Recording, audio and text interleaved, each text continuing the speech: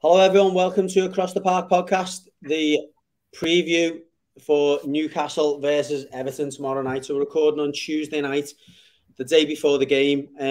I've got myself, Gary Judge, and Pricey to my right or my left, depending on which way you look at it. Always confuses me that bit, whether it's a mirror effect or not. And then below we've got Simon Harris, who joins us, big Newcastle fan, non-league first team coach as well. So he's just off to coaching straight after this show. Thanks for joining us, Si. Yeah, thanks for having us.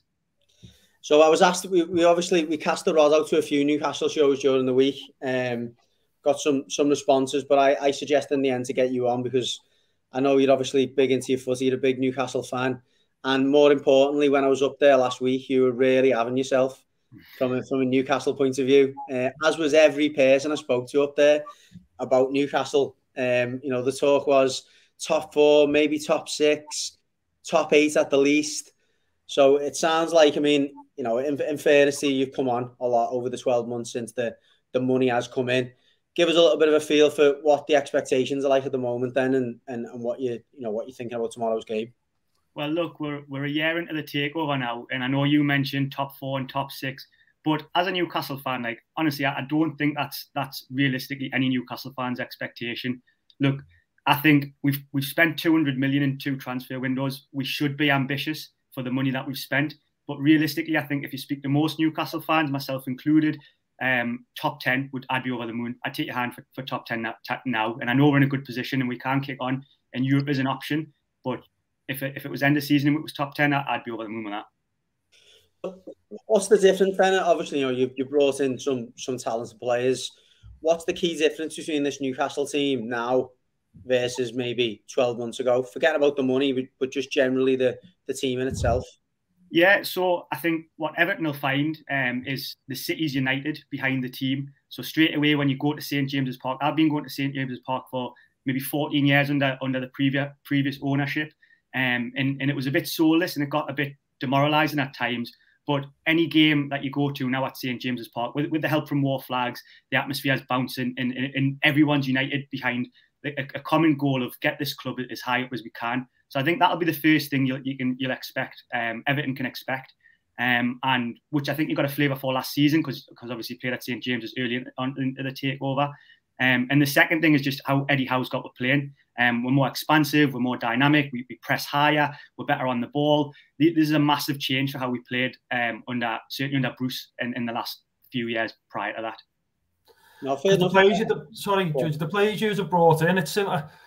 They're understated players, aren't they? I mean, the quality players, but they're understated players considering you've the money that you've spent or been able to spend. It's been quite clever in the way you've done it. It's similar to what we've tried to do this summer, I think, but ours has been because we've got a tighter budget, but we've tried to bring in players with a personality and who are going to work for the team. It seems to be Newcastle done that from the off. As soon as they got the money, they were sensible about it. Sensible manager, good manager, sensible manager, and then sensible in the transfer market. And I think that's probably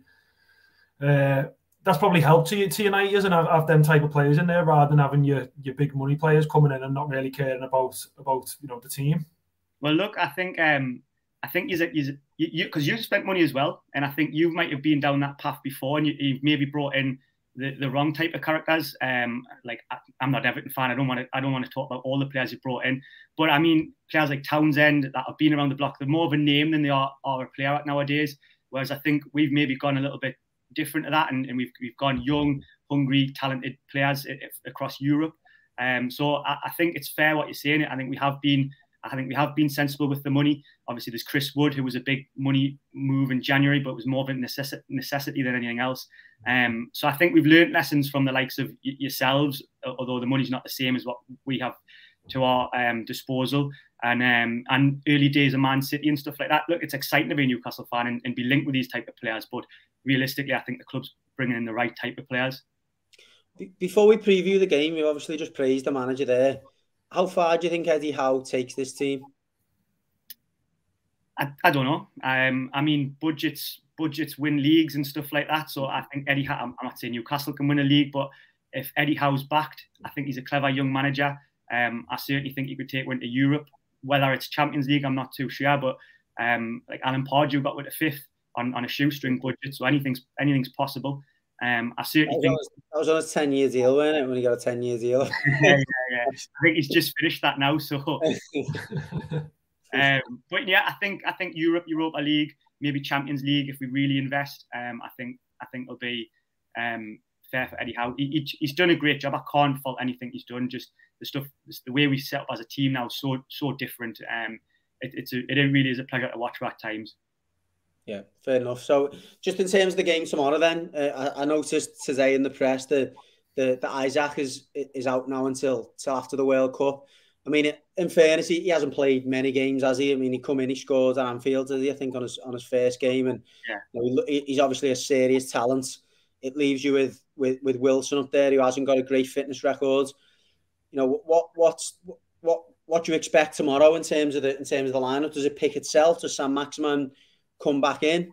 I think for the most part it picks itself. I think Maxi's injured as well, so I think he's a couple of weeks away. Obviously Isaac's out; he'll miss the World Cup, so I think you'll have a front three of Almiron, Wilson, and Jacob Murphy's been playing and doing well. Fair play to him. So I think that'll be your front three.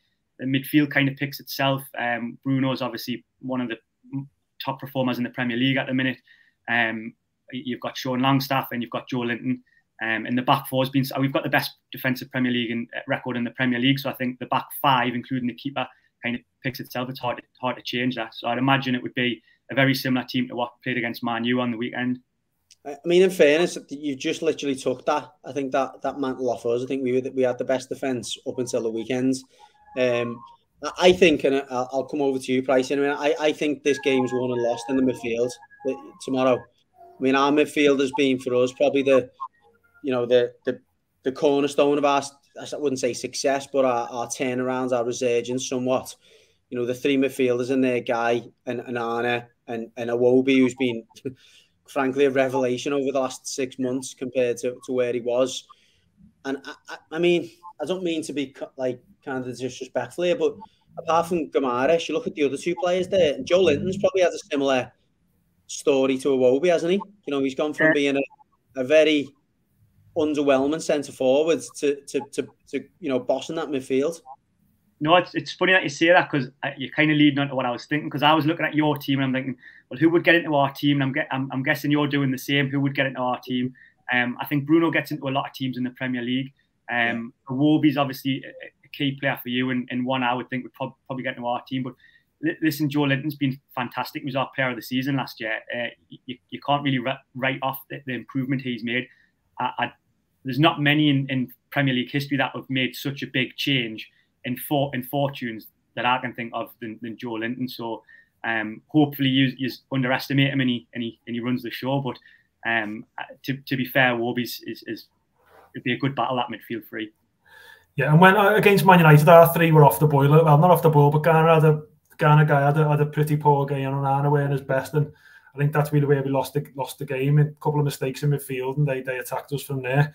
Interested in Sean Longstaff though, because we've been linked with him when Benitez was our manager, and personally I wasn't sure either way. But there was a lot of people who were not interested in him. But he's fitted straight back into that Newcastle team. We've watched him a couple of times this season. He looks a decent player. Yeah, he's tidy. He's a bit hot and cold. To be fair, he's still a young lad. He's like. He'll break up play, but the off the ball stuff's fantastic. But I think it's the quality on the ball kind of lets him down at times, and I think that's really what. If Joe Willock's fit, 100% fit, I think probably Joe Willock goes in ahead of him. But he's a real steady replacement. He's great off the ball, and he has got quality on it, just not consistently. Yeah. So are we 4-3-3, Judge, matching up with them? I'd say so. That seems to be the way that Lampard's going with it. I think he'll kind of try and match the opposition up and then try and win them 1v1 battles, and that's why I think that 3v3 in the midfield is going to be key. I mean, and even the wide players, Almiron and Murphy, correct me if I'm wrong, they work hard, don't they? They get up and down, and they're certainly not afraid to put a shift in, and that's the blueprint, so to speak, that Lampard tries to get with the two wide players for us, and that'll probably be. Would you imagine Gray and Gordon? Would you think that? I'd say so. Yeah, I'd say he put them two in. Yeah, against against Spurs the weekend, the formation was quite fluid, I thought. We went 4-4-2 at times. We packed out the midfield when we could, yeah. So I think he'll probably do the same again and see if we can get an extra man in midfield by dropping someone in. McNeil done a half-decent job, to be fair. So I don't know whether he'll keep his place over Gordon, if I'm being honest, because he seems to work a little bit. I wouldn't say work harder than him, but he's a bit more, he can tuck in a little bit more, I think, and be a bit more defensive than Gordon when he needs to be. So I think he will go a back three against Tottenham. Yeah, it was like fluid, wasn't it? Yeah, it was like, I think it started as a back four, and then every now and again it'd go to a back three, and then we'd go to four in midfield and three. So I think we were just trying to fill the gaps in midfield and try and give ourselves an extra man in midfield. And it was only when Richarlison come off and they put the extra midfielder on Basuma that they sort of matched us and then started to dominate us a little bit. So I think he'll try and do the same again. I think he'll try and be as fluid as possible and have an extra man in midfield where we can. And that's why I think McNeil might play instead of Gordon, to be fair, Judge. No, maybe. I think I just look at, and again, I might be getting this wrong side. It might be that I've not maybe watched as many games or as much of them, certainly as you have. I feel as though you seem to have struggled or come unstuck a little bit against teams that have got men behind the ball and you're trying to be, add that cutting edge because, again, you look at that front three and without it, and I mean, listen, I think Wilson can be a really good striker. It's certainly, around that mid-table mark, there's not many better forwards when he's fit than Wilson. But I think, correct me if I'm wrong, you probably lack that cutting edge at times when teams have got behind the ball. Yeah, so you've seen that against Bournemouth and Crystal Palace, finishing them games and draws. Really, if we are serious about Europe, they're the type of games you win. And you're right, 100% right. It's probably creativity that's cost, but Maxi's the main man for that. Callum Wilson will always score goals, and I think Callum Wilson will get you 10+ Premier League goals a season. But obviously, without that creativity, it's hard to break down Premier League teams, and I think we've found that with the amount of draws we've had this season. Yeah, I think for that reason, sorry, Price, I think he might go with Gordon being, probably more likely to catch that type of team on the break, where they start pushing the fullbacks further forward and you get them gaps in between the centre back and the fullback. I think that might be a tendency, whereas McNeil is a lot more disciplined, isn't he? And he'll do that job. Whether he he goes with that for 60 minutes and then brings Gordon on, I'm not sure. We've got the game at the weekend as well, where he's probably got half in his mind as well about maybe having to rotate players where they need to. It's not going. I don't think it'll be the same 11 today and the weekend as well. I think he'll mix it up a little bit. So it just depends who plays. But that brings on to Calvert-Lewin. I seen in the press conference today, he said he's raring to go and he wants to get him involved. He just doesn't want to rush it too much. So he probably, by the sounds of it, he's probably going to either play more of today or more of Saturday. Yeah. It's one of them, and I think it's a question. Everyone now, from an Everton point of view, is chomping at the bit to get him back in that starting lineup, aren't they? I think you'll know this certainly from maybe bringing Chris Wood in, and he was a bit of a makeshift. Morpie's been there for us. He was just filling that gap, and it's like, listen, he works hard. He's industrious. He'll get you the odd goal, but he's not that number 9 that you want up there who's going to get you those 10, 15 goals that you're going to need. And for us, run done. Brilliant. Oh, Jesus Christ. That's Rafa's legacy. That Benitez's legacy is Rondon, and he gets his life. If Rondon comes on tomorrow, then we're chasing the game massively. I think the 2 times he's come on this season has been when we've been a goal or 2 behind. So it's a bad sign if the big fella got off the bench. I was going to say that as well when you talk about where could we won and lost the game, and his squad depth could be one of them, because you bringing Rondon off on the last 2 games when we're not really much better, to be honest. If Pickford plays, it's always a good chance for Newcastle because he hates playing against us, so that's always that could be where the game's won and lost as well.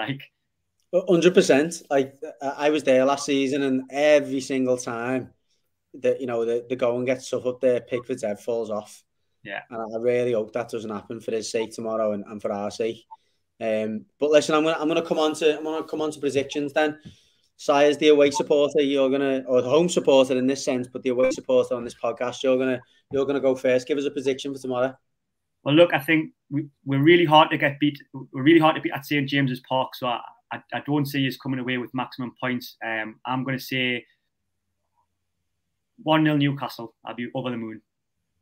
Fair enough. Pricey? I'll go 1-1. I'd take a draw. I'd be quite pleased coming away with the draw. Obviously, like to win, but I think it'll be a score draw. I'll go 1-1. I think that'll do me. That going into the weekend, and not having 2 defeats on the run as well, because I think that'll be massive if we lose again. I think confidence could drop a little bit. So to come away with a point will do us. 100%. Well, yeah, I'm going to agree with you on score draw. I'm going to be a little bit more. I'm going to go for a 2-2. I think it just might be one of those games where we managed to catch Newcastle a couple of times on the break, but ultimately we come unstuck. I'm going to go for a 2-2. I think it might be an uncharacteristic open game between the two teams that have tried to be a bit steely this season. Well, listen, that's it. I said 15 minutes and on 15:48. Not bad, is it? Hopefully, I'll catch this before the game tomorrow. Thanks again, Simon. We'll hopefully get it on another time, and hopefully, you're crying into your brew tomorrow night when you get in. I don't think so. Cheers, pal. Take it easy. Thanks a lot. Cheers, lads. Bye.